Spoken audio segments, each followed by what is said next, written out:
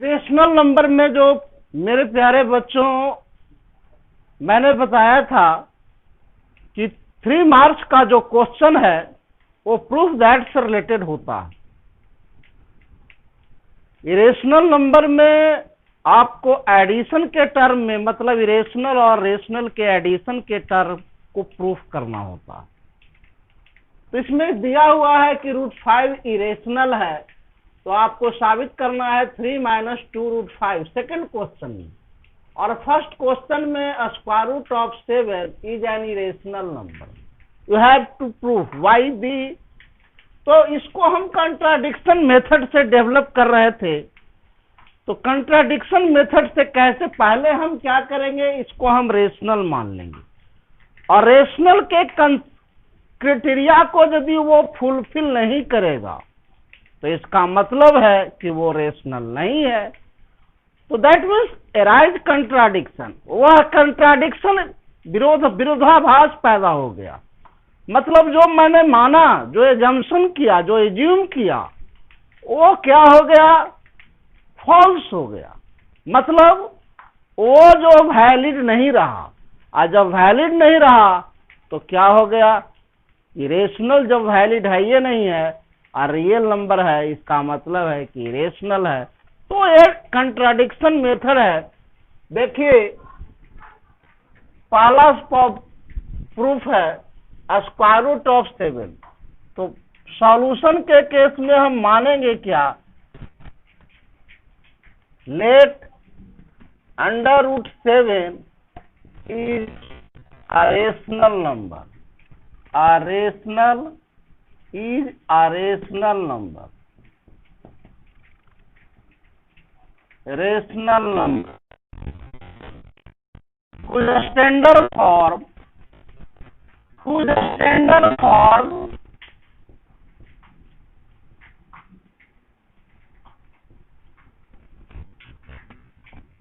Rational number होगा तो standard form में होगा। मान लेते हैं कि ये P/Q है, चाहे A और B भी मान सकते हैं A/B। दैट मीन्स कहने का मतलब कि HCF ऑफ P और Q क्या है, 1 है, Q ग्रेटर देन 0 है। दैट मीन्स यही कहने का मतलब है। सो आप लिखेंगे P/Q that is equal to √7। P/Q क्या है, जब रेशनल है तो P/Q इक्वल है √7 का, जिसका स्टैंडर्ड फॉर्म इसका हम माने हैं। अब इसका रूट हटाने के लिए हम स्क्वायर में जाएंगे, squaring on both side, P² divided by Q² that is equal to √7 का स्क्वायर। तो स्क्वायरिंग ऑन बोथ साइड गया तो ये रूट हट गया। That means P² by Q I into Q that is equal to √7 हो गया √49, और 49 का वैल्यू हो गया 7। मतलब √ऑफ any number as a square that means same rational number, मतलब रूट हट जाएगा। अब आप इसको इम्प्लाइज करेंगे P² by Q that is equal to P² बराबर बाई Q² बराबर आ गया 7, दस इम्प्लाइज P² बराबर 7Q²। अब आप जानते हैं कि कोई भी नंबर जो है अगर प्राइम फैक्टराइजेशन में है, इसका मतलब यह है कि ये 7 जो है यूनिक प्राइम फैक्टर है। मतलब 7 एक प्राइम फैक्टर है किसका, P²। अगर ये P² that is equal to 7 into Q² है, इसका मतलब ये है कि 7 जो है मल्टीप्लाई में है, इसका मतलब है कि prime number 7 is the factor of P²। वही फैक्टर कंसेप्ट कहता है कि यदि कोई भी टर्म मल्टीप्लाई में गया दैट मीन्स उस नंबर का मल्टीप्लाई का ईच पार्ट फैक्टर होता है, तो 7 इसका क्या है, फैक्टर है। तो 10 इंप्लाइज आप लिखेंगे 7 डिवाइड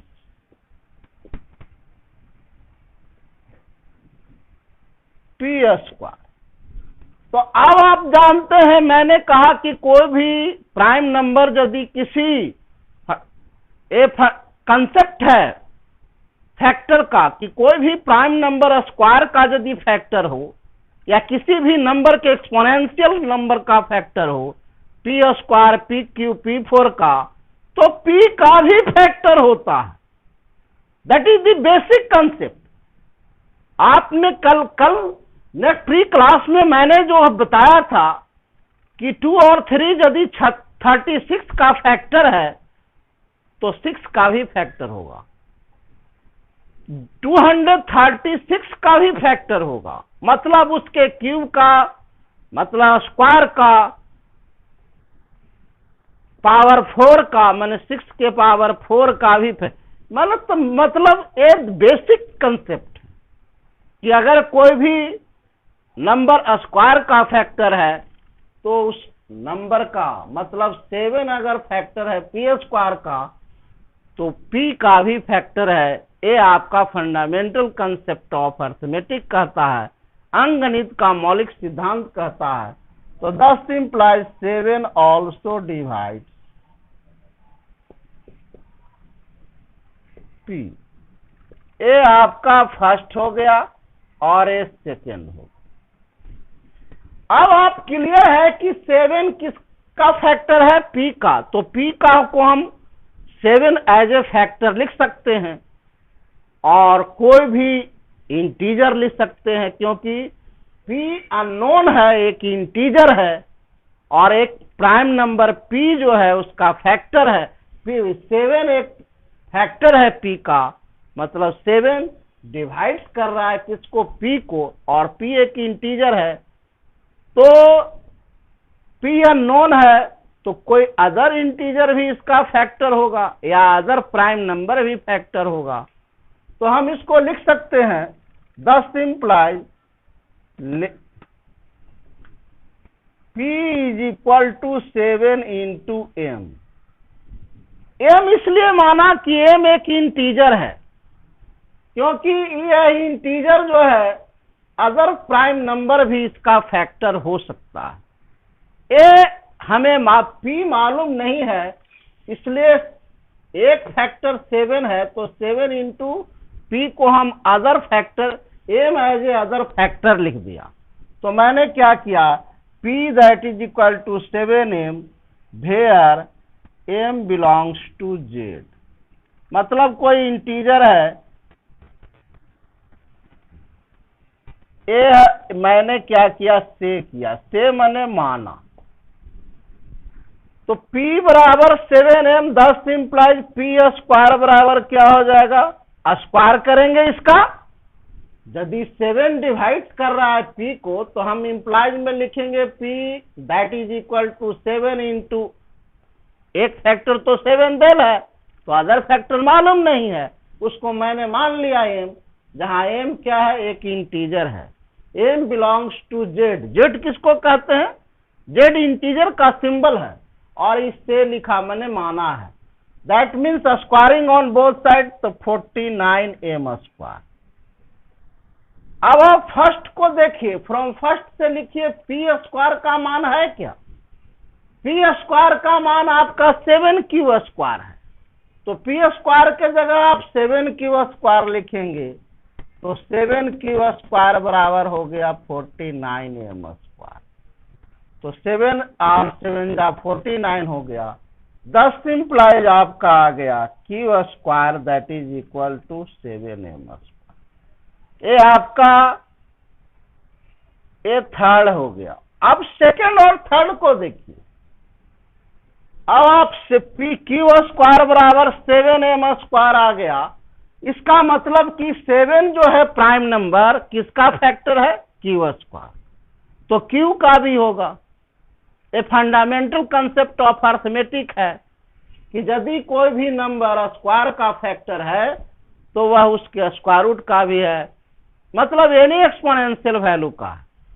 तो ध्यान दीजिए 10 इंप्लाइज आप लिखेंगे 10 इंप्लाइज 7 डिवाइड या 7 prime number 7 is the factor of Q square लिखेंगे 7 divide Q square so 7 also divide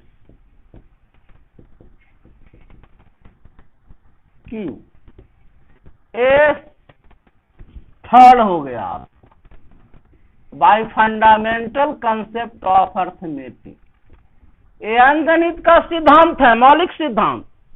fundamental concept of arithmetic कहता है कि कोई भी प्राइम नंबर किसी का फैक्टर है स्क्वायर का या किसी नंबर के एनी एक्सपोनेंशियल वैल्यू का, किसी इंटीजर का, तो वह उसके स्क्वायर रूट का भी होगा, क्यूब रूट का भी होगा। मतलब इसका यदि स्क्वायर वैल्यू स्क्वायर रूट हटाएंगे तो क्यू का भी होगा। अब सेकेंड और थर्ड को देखिए, 7 किसका फैक्टर है? पी का। और यहाँ 7 किसका फैक्टर है? क्यू का। तो 7 क्या हो गया? पी और क्यू का कॉमन फैक्टर हो गया। तो फ्रॉम सेकेंड एंड थर्ड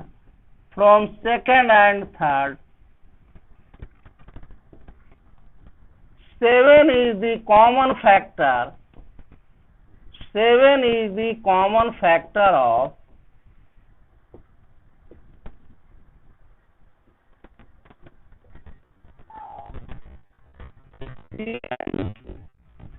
7 आ गया कॉमन फैक्टर पी और क्यू का।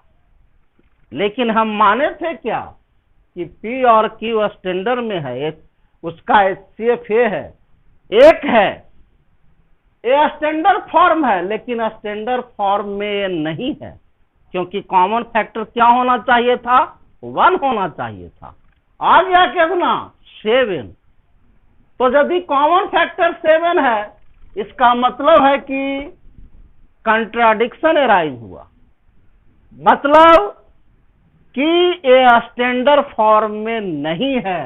Square root of 7 P by Q के स्टैंडर्ड फॉर्म में नहीं हो सकता है, क्योंकि जब स्टैंडर्ड फॉर्म में होगा तो HCF 1 होगा। आ गया 7 is the common factor of P and Q, that means thus implies arise contradiction, arise a contradiction।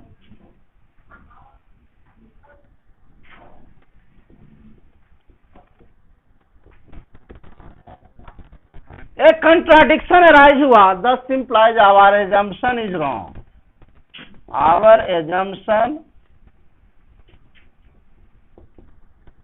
is wrong। मैंने माना वो गलत है, मैंने माना वो गलत है। क्लियरली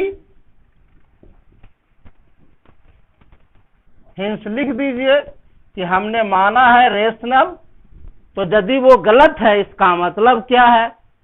इरेशनल है। हिंस लिख देंगे √7 बराबर इरेशनल नंबर। ये प्रूव्ड हो गया। अब हम ध्यान देंगे जो अदर बेसिक कंसेप्ट है, दूसरा प्रॉब्लम को डेवलप करेंगे। दूसरा प्रॉब्लम में है 3 - 2√5 is an irrational number, prove that। So that 3 - 2√5 is an irrational number, where √5 is the irrational number, is the irrational number। ये दिया हुआ है कि √5 इरेशनल है, तो ये इसको अब हम डेवलप करते हैं कि इसको ऐसे addition rational plus irrational part को हम माइनस या प्लस को कैसे प्रूफ करेंगे? कंट्राडिक्शन मेथड से। तो कंट्राडिक्शन मेथड से सेम प्रोसेस है, मतलब इसको भी हम एक रेशनल नंबर मानेंगे और रेशनल नंबर के स्टैंडर्ड फॉर्म में मानेंगे, और उस स्टैंडर्ड फॉर्म के क्राइटेरिया को यदि ये फुलफिल नहीं करेगा, मतलब रेशनल नंबर के कंसेप्ट को यदि वो फुलफिल नहीं करेगा, तो कंट्राडिक्शन होगा। तो कंट्राडिक्शन होगा इसका मतलब क्या है कि जो मैंने एज्यूम किया, मतलब मैंने एजम्पशन लिया, मैंने यह जो माना रेशनल, वह फॉल्स है। यदि फॉल्स है तो क्या होगा मेरे प्यारे बच्चों? इरेशनल होगा। तो ध्यान दीजिए, यहां पर देखिए सेकंड प्रॉब्लम को ध्यान देंगे। सेकंड प्रॉब्लम को प्रूफ करने के लिए क्या है, इसको देखिए, इसको कैसे प्रूफ करेंगे, इसको ध्यान दीजिए। इस पर हम फोकस करते हैं प्रॉब्लम नंबर सेकंड को, जो डिफरेंस में है, रेशनल और इरेशनल का डिफरेंस। अब आप इसको प्रूफ करना है, तो कंट्राडिक्शन मेथड में प्रूफ करने का क्या प्रोसेस है? 3 मार्क्स में आपको कंट्राडिक्शन से प्रूफ करना होगा, या कहने का मतलब एक्सप्लेनेशन से करना होगा, आपको एक्सप्लेन करना होगा। तो एक्सप्लेनेशन में हम क्या कंट्राडिक्शन मेथड को अपनाते हैं। सेकंड प्रॉब्लम हम मानेंगे फर्स्ट ऑफ ऑल कि यह रेशनल नंबर के फॉर्म में है, मतलब यह रेशनल नंबर है। अगर रेशनल नंबर है तो स्टैंडर्ड फॉर्म में होगा, a बाई बी या p बाई क्यू। तो मान लेते हैं let 3 minus 2 root 5 is a rational number. अगर रेशनल नंबर है तो उसका स्टैंडर्ड फॉर्म होगा हुज स्टैंडर्ड फॉर्म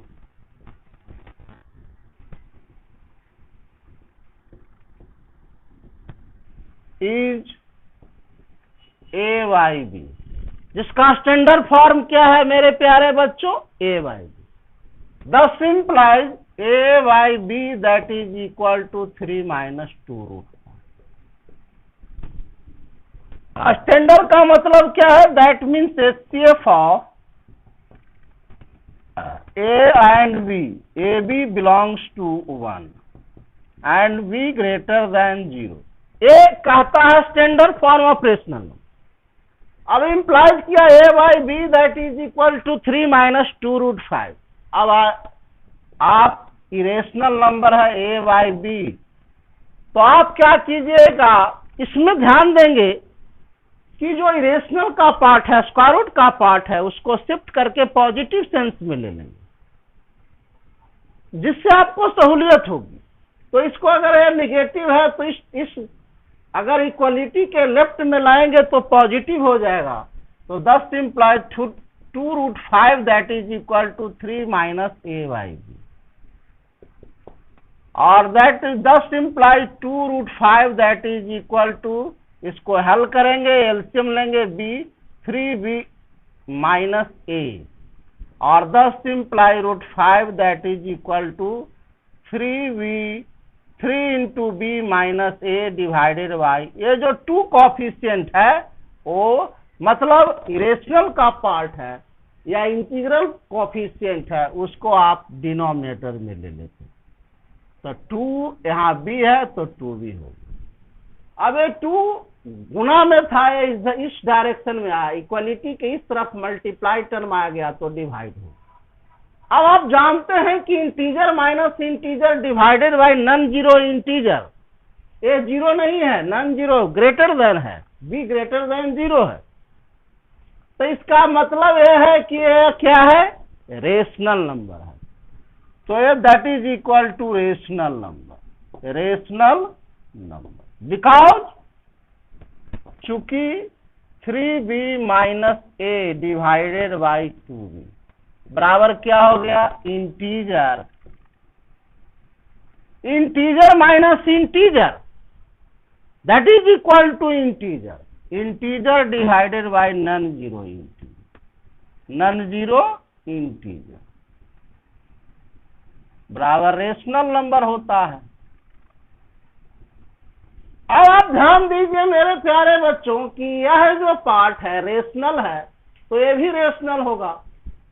ये रेशनल क्यों है? तो ये integer by non zero integer है। तो integer by non zero integer क्या होता है? Rational number. Integer minus integer that is equal to integer, और ये नॉन जीरो इंटीजर है v नॉन जीरो इंटीजर है तो उसका multi 2 times v non zero होगा, तो ये रेशनल नंबर हो गया। कौन नंबर हुआ? Rational number, according to definition of rational number. तो ये रेशनल है, इसका मतलब ये भी रेशनल है। तो ये क्लियर हो गया कि √5 बराबर हो गया रेशनल नंबर, रेशनल नंबर।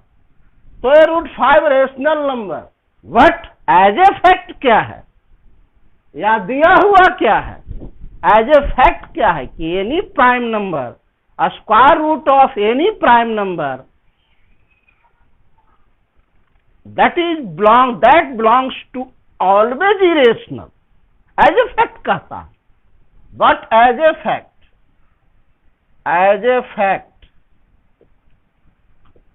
क्या कहता है या गिवन क्या कहता है? फैक्ट कहता है कि 5 जो है प्राइम नंबर है, that is not perfect square, ये परफेक्ट स्क्वायर नहीं है। दैट दस इम्प्लाइज √5 बराबर ऑलवेज इरेशनल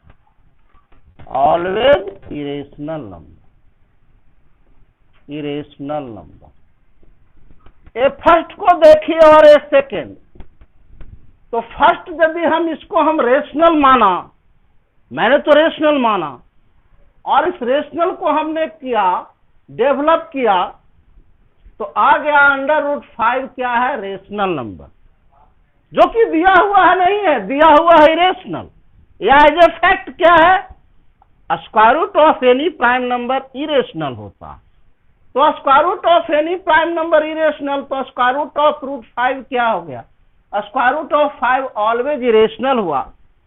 तो ये जो फैक्ट है, सेकंड जो फैक्ट कहता है, रियलिटी जो कहता है, वो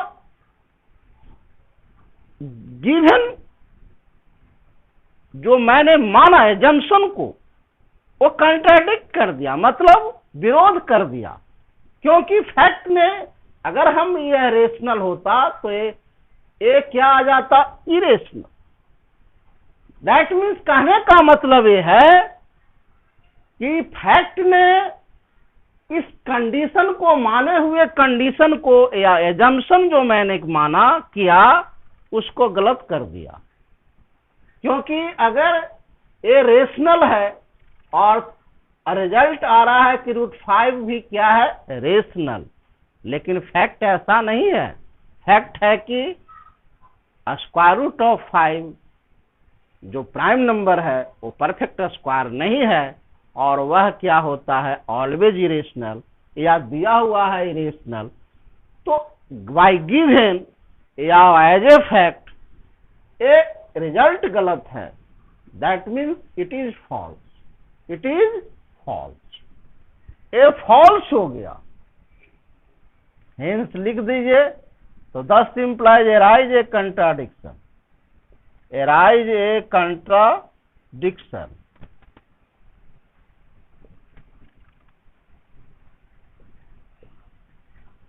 by using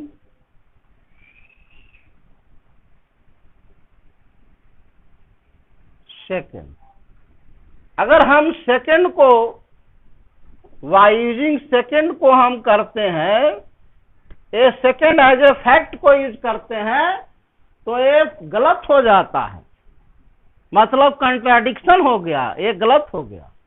दस implies our assumption is wrong.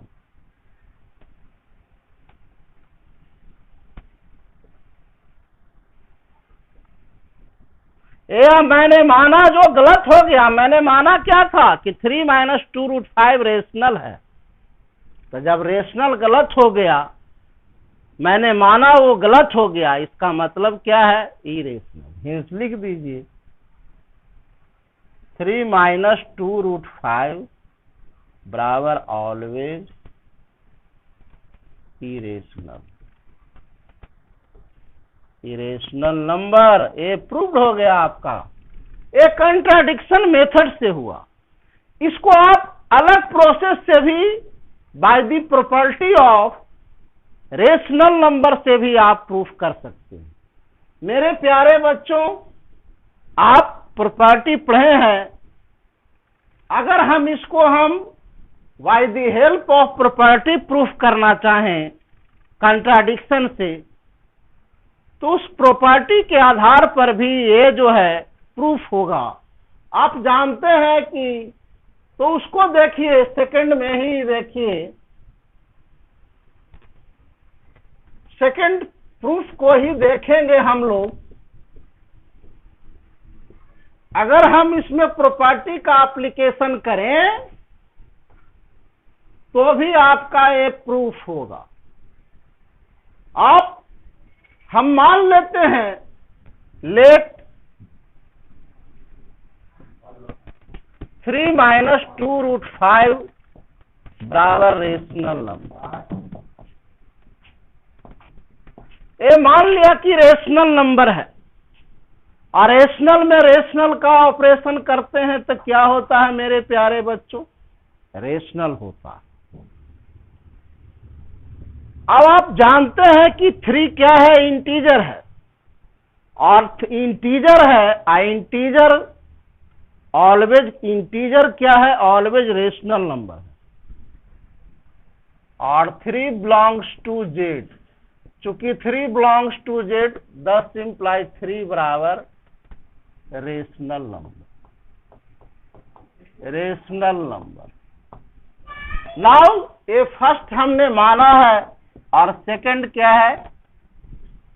According to basic concept से हम जानते। अब हम इसको माइनस करेंगे, सेकंड माइनस फर्स्ट करते हैं, टेकिंग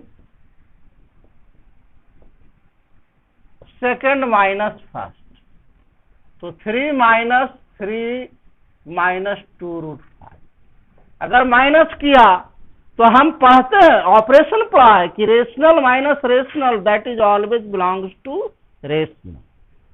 तो ये क्या हो गया? 10 इंप्लाइज 3 माइनस 3 अब प्लस 2√5। तो ये नेगलेक्ट हो गया, आपका आ गया 2√5। तो ये तो रेशनल है, बराबर rational number by closure property. Closure property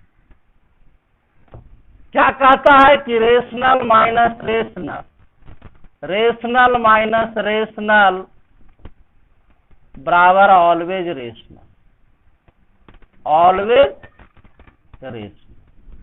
closure property से रेशनल नंबर हो, और rational divided by non zero rational बराबर ऑलवेज रेशनल।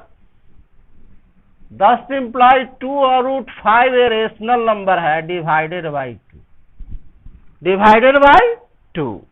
अब डिवाइड किया तो दैट इज इक्वल टू आ गया कितना? √5, √5। तो आप जानते हैं चूंकि बराबर आ गया रेशनल नंबर, रेशनल नंबर। क्यों ऐसा? क्यों?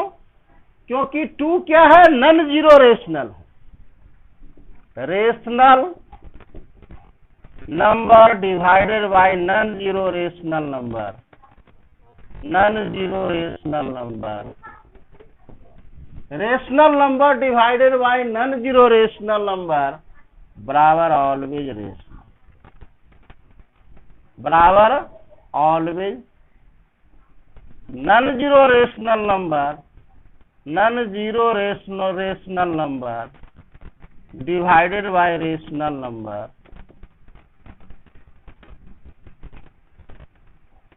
Non zero rational number divided by rational number, divided by rational number.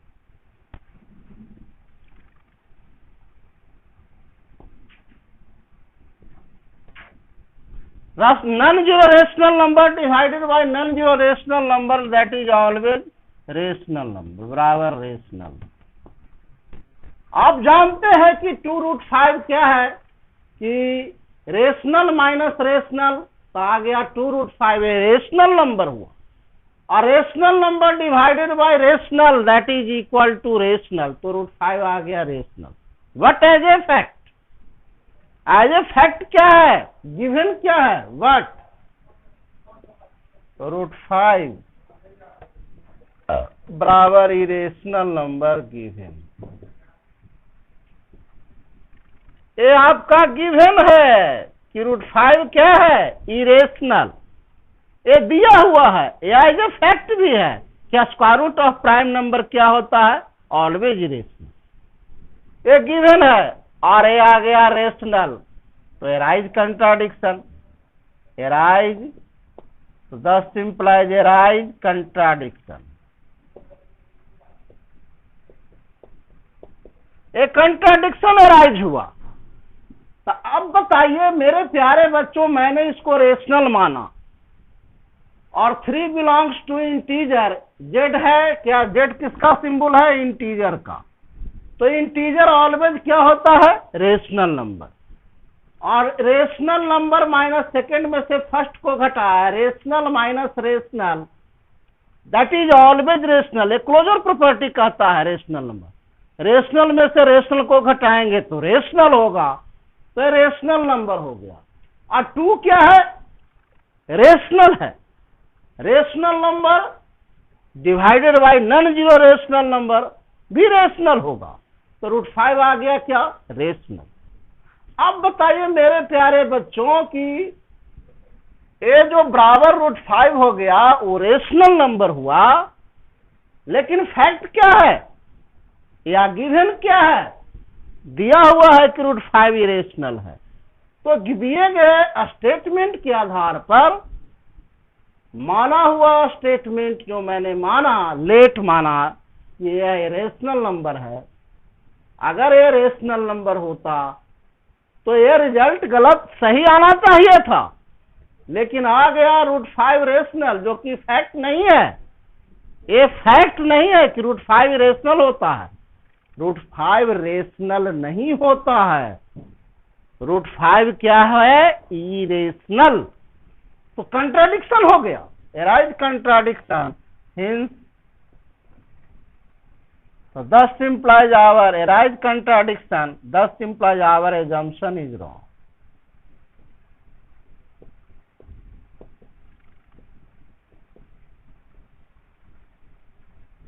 तो इस प्रकार से मेरा मानना कि ये जो है 3 - √5 रेशनल नंबर है, ये गलत है। तो जब गलत है तो है क्या आखिर, जब रियल नंबर है, रेशनल नहीं है, तो होगा क्या, इरेशनल।